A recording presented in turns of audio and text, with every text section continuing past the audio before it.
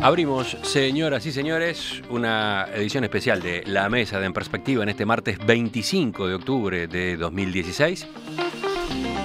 Una edición en la que recibimos a los integrantes de la mesa de los jueves. Están con nosotros Antonio Mercader, buen día. Buenos días para todos. Esteban Valenti, ¿cómo te va? Buen día. Fernando Butazzoni. Buen día. Y bueno, a Carlos Ramelo lo escuchamos hace unos minutos por teléfono. En su lugar nos acompaña en estudios Fernando Escriña, que tantas veces integró justamente este equipo. ¿Cómo te va, Fernando? Muy bien, gracias y gracias por la invitación.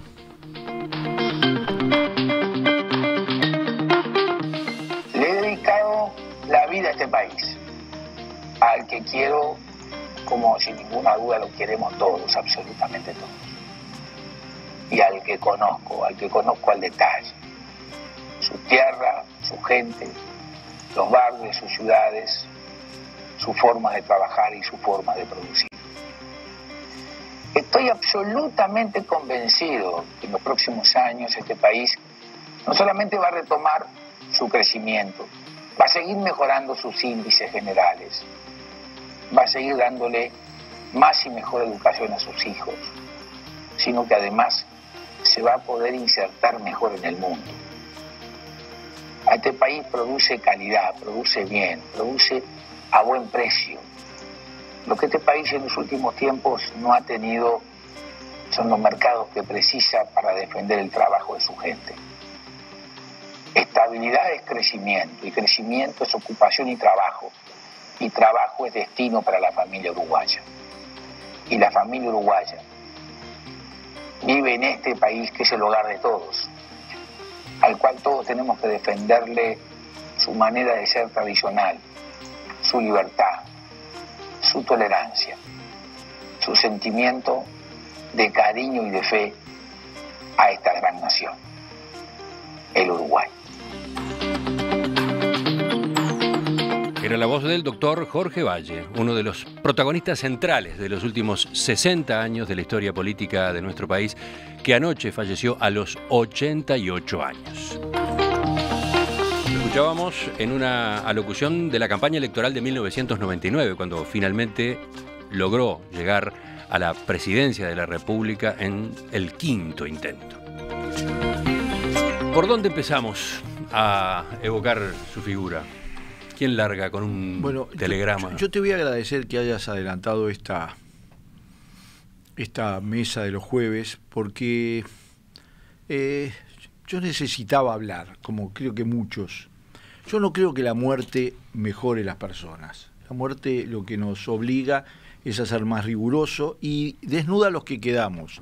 Podemos ser más generosos, más miserables, podemos tener una mirada más completa.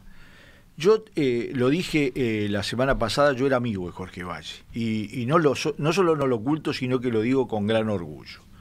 Yo lo vi pelear en el 2002, sobre todo en el 2003, la crisis esa regalada, que después voy a contar alguna anécdota. Y quiero decir que eran épocas de grandes diferencias, las son ahora también. Yo lo escucho en sus exposiciones y coincido muy poco. Y me congratulo de no coincidir y de tener una visión crítica, porque tiene ideas, porque las defiende, porque se tomó un ómnibus para ir a Tacuarembó e ir a dar su visión crítica de gobierno y nos ayuda a todos, le ayudó al país. Tú decías que fue protagonista de los últimos 60 años de la vida política del país. Por suerte en el Uruguay, ser protagonista de la vida política del país es ser protagonista del país, porque este país tiene la política como el eje central de toda su existencia. Y bueno, para mí es una pérdida importante y está bien que lo recordemos con generosidad y también que recordemos sus ideas, que no es estar de acuerdo con ellas, sino ser riguroso en el análisis de ellas. Está claro que todos tienen mucho para decir, vamos a ir de a poco. Marino. Con la pérdida de Jorge Valle, digo, el país se queda sin un gran animador de la política uruguaya. Cuando digo animador, era alguien que infundía cosas, inventaba cosas, generaba cosas. Agitador. Es un agitador. He utilizado yo ese término algunas veces. Un gran agitador. Es una de esas pérdidas. Realmente digo que es un vacío que el que se crea, sobre todo además por la gran continuidad y la gran presencia que tuvo en el último medio siglo. Yo trabajé con él como ¿Fuiste ministro en su gobierno? Fui ministro de él. Realmente a mí me sorprendió. Mi relación con él históricamente era mala.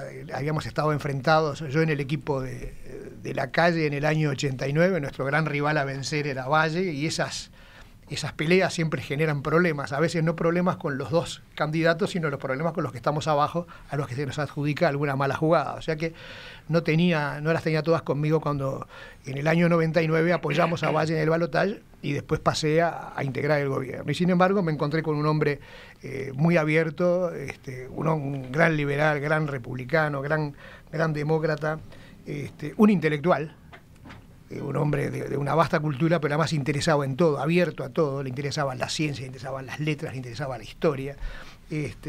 Era irreverente, era bohemio al mismo tiempo, un hombre se preocupaba muy poco por su aspecto físico. Uno lo recibía con 2 horas de retraso, igual el acuerdo ministerial, los ministros hacíamos cola, y bueno, y él se quedaba conversando de repente, y en la mitad interrumpía y le traían una milanesa al pan y se la comía así como podía ahí delante mientras seguía firmando, y se pasaba horas y horas en casa de gobierno, pero en esa especie de caos que lo rodeaba era un hombre creativo.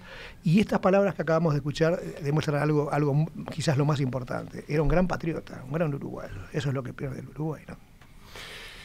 Bueno, yo creo que la clave de la figura de Jorge Valle es justamente esa permanencia durante décadas y décadas en el escenario, en el principal escenario político del país, a pesar de sus permanentes derrotas. Es decir, Valle fue un hombre que vivió su vida política de derrota en derrota, derrotas internas en su partido y derrotas a nivel nacional.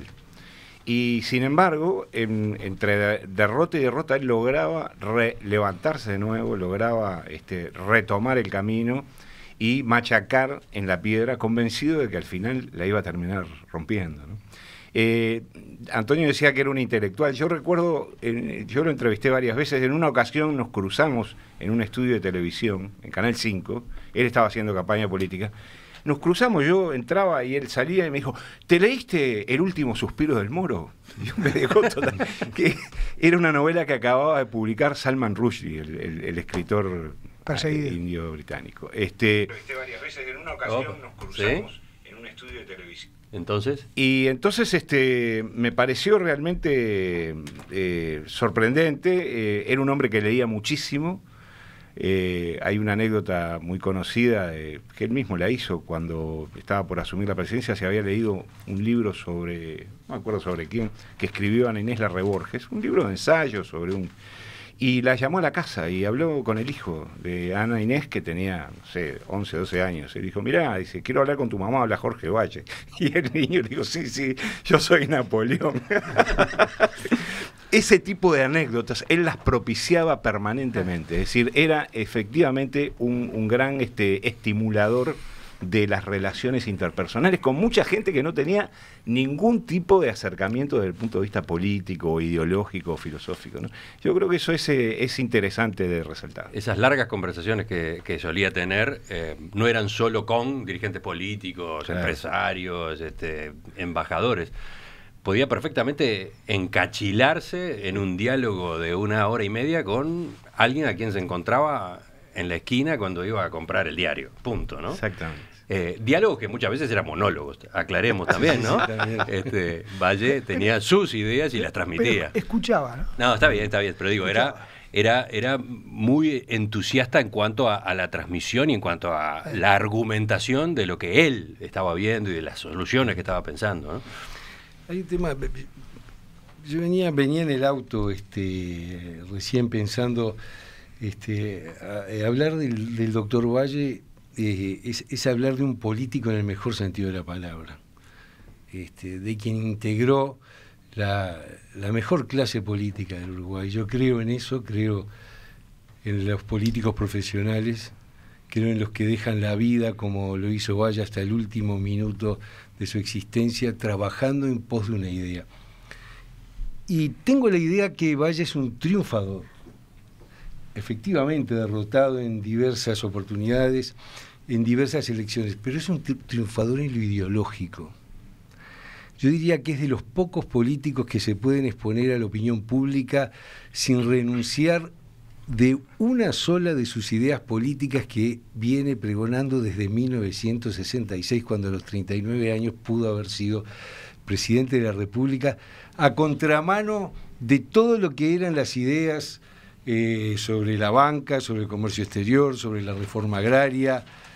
Valle, a contrapelo de todo eso, apostando a la libertad porque era un liberal, se hinchó del Uruguay para empezar una transformación que creo yo que impregnó todos los gobiernos que ha tenido el país desde el año 66 en adelante, impregnó esa idea liberal, esa crítica hacia el estatismo, hacia el asistencialismo. Diferencias con su padre incluso, con su ¿no? propio padre. Tengo acá una frase: me enfrenté a la orientación ideológica populista que el señor Luis Valle Berres representaba como hombre de su tiempo. Luis Valle Berres era su padre, había sido su padre. Entonces, es bien interesante cómo yo creo que Jorge es un triunfador desde ese punto de vista, y me gusta recordarlo así. Yo no, lo dice alguien que estuvo enfrentado con el doctor Jorge Valle, porque recordemos, Fernando, no sé si nace a la vida política, pero hizo buena parte de sus primeros pasos, claro, con la corriente vallista independiente y con Libertad y Cambio con Enrique Tarígo. Enrique Tarígo, que fue el delfín, entre comillas, de Sanguinetti para las elecciones de 1989, lo que provocó la reacción iracunda de Jorge, ¿no? Con aquel programa de televisión con Jorge Traverso en el que dijo que sentía como que Sanguinetti le había arrancado un brazo, ¿no? Y planteó entonces la interna, planteó la competencia con Tarígo por esa candidatura presidencial. Interna que terminó ganando, ¿no? Que terminó ganando... Con los indios contra los caciques. Exactamente. Yo recuerdo... Bueno, ¿y tú estabas con Tarígo en eso? Con Tarígo, como no, estábamos militando en pos de la candidatura de ese gran demócrata que fue el doctor Tarígo. Yo recuerdo, me quedó una imagen que la quiero volcar acá. Estaba reunida la convención del Partido Colorado en el gobierno y estaba su comité ejecutivo nacional de cara a la convención y la convención de cara al ejecutivo, ¿no? El doctor Valle no estaba sentado en ese lugar y seguramente ingresó cuando todavía se podía abrir la puerta de la calle San José.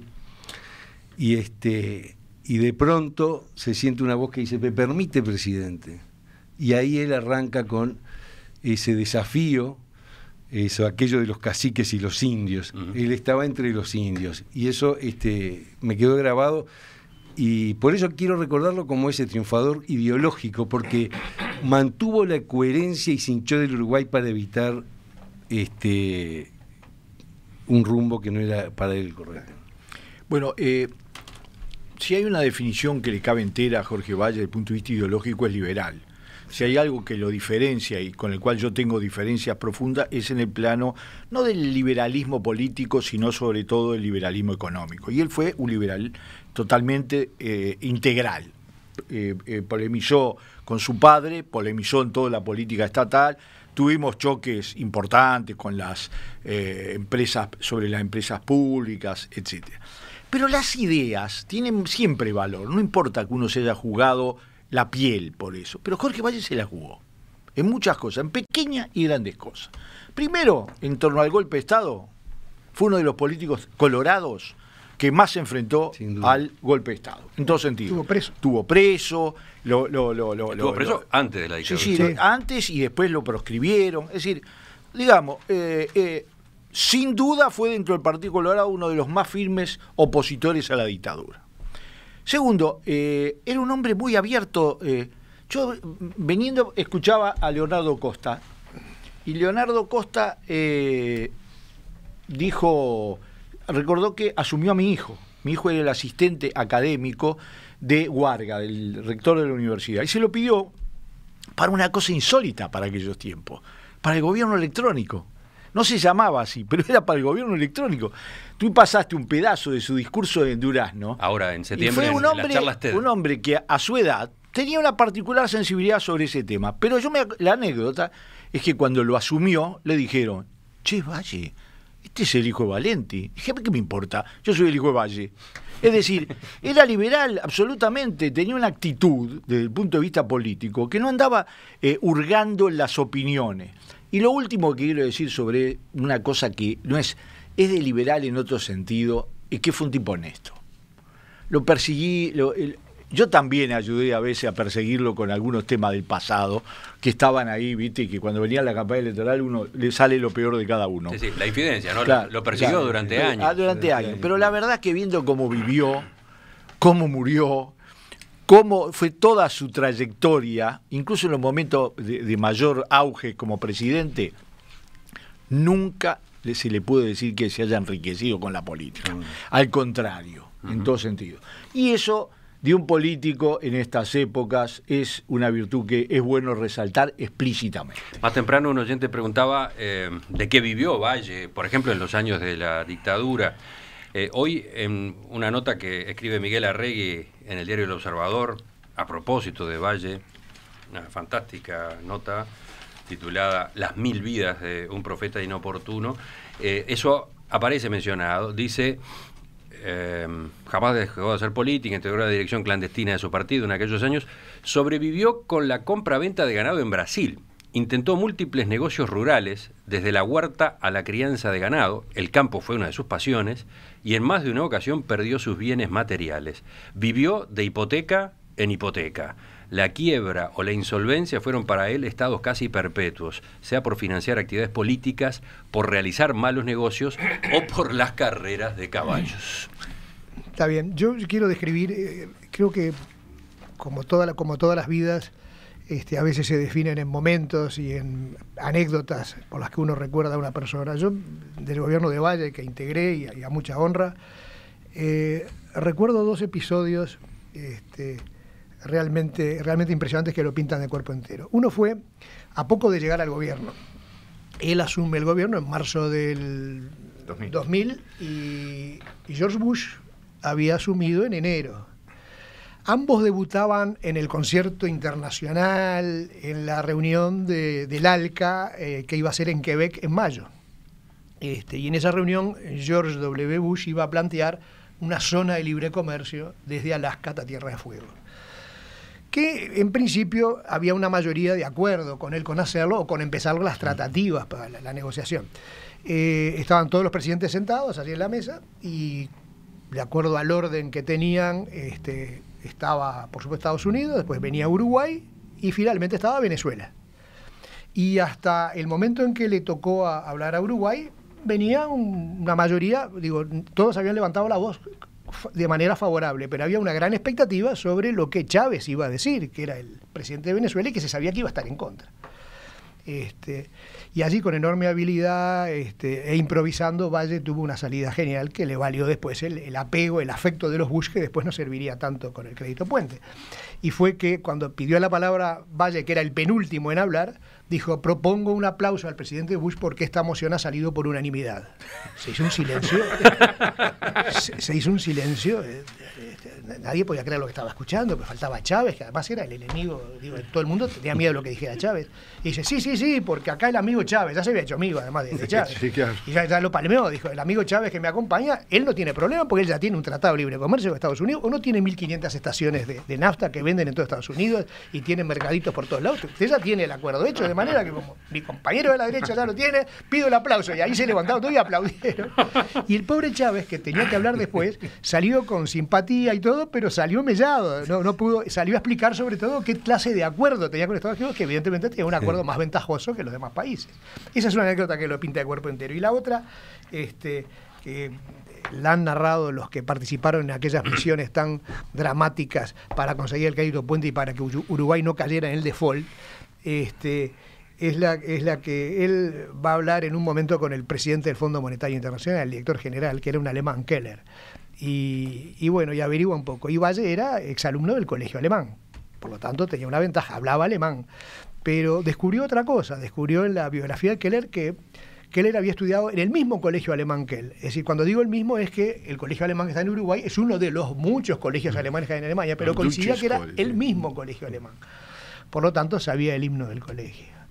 Y entonces la reunión terminó, empezaron a hablar en alemán, todos los asesores se fueron, digo, quedaron aislados porque ninguno de los que iban, ni David, ni Stener, ni por el lado, digo, sabían hablar alemán, y por el otro lado tampoco hablaban alemán, con lo cual fue un mano a mano entre los dos, terminaron los dos parados cantando el himno del colegio ante el asombro de todos los funcionarios del Fondo Monetario Internacional. Digo, con ese tipo de lobby era muy difícil que Uruguay no consiguiera lo que quería, ¿no? Pero ese era Jorge Valle.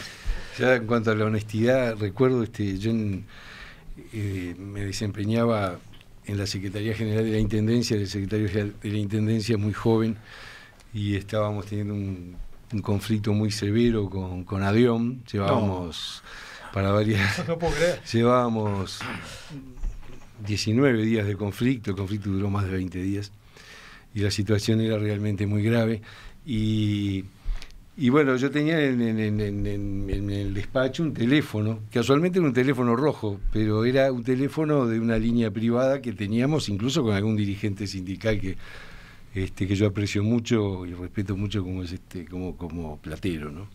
Que teníamos contactos para evitar esa crisis. Bueno, y suena ese teléfono y atiendo, y me dice, Valle. Digo, doctor Valle, ¿cómo le va? ¿Cómo anda? Quiero hablar con usted, véngase por acá. Él estaba viviendo con su secretario, con Moreira. En el apartamento del Cordón. En el apartamento del Cordón. El Camarlengo. Ciertamente, Camarlengo.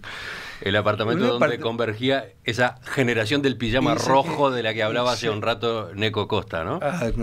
No lo había escuchado yo. Pero entonces, bueno, el apartamento no lo voy a describir, pero un apartamento muy pequeño. Y un caos.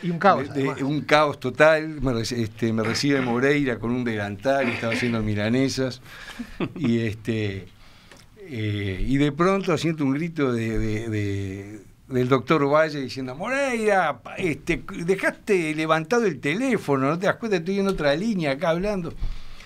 Bueno, esperamos, me recibió era de un dormitorio y medio ese apartamento. Él dormía en el medio dormitorio. Recuerdo que era un sofá cama de aquellos de plástico prácticamente. Por supuesto que estaba casi que en ropa interior, estaba con un pijama. Y me impactó la pila de libros, es decir, era un sofá cama en un pequeño dormitorio repleto, ese senador primer senador de la República, repleto de libros que no acomodados en bibliotecas, sino apilados uno encima del otro, y ahí hablamos largo rato sobre la importancia, es decir, quería interiorizarse de cómo venía esa situación, y tengo alguna otra anécdota después, porque era muy de esos comentarios, pero quiero decir un hombre que no tenía más que sus libros y ese... Un detalle literario pequeñito.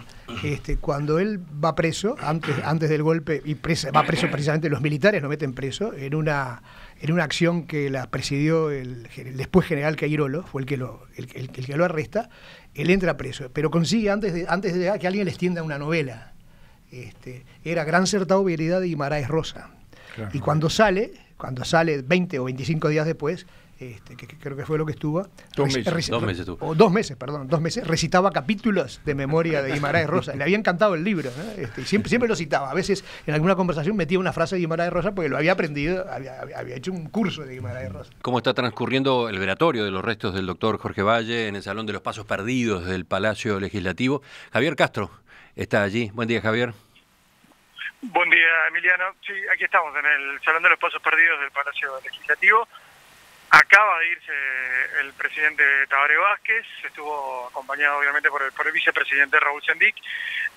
Entre otras cosas, dijo que definió al expresidente Valle como un provocador, ¿no? Pero provocador obviamente en el buen sentido del hombre que, bueno, que con sus reflexiones y sus propuestas, en fin, provocaba la discusión, provocaba justamente la reflexión a propósito de los temas importantes del país.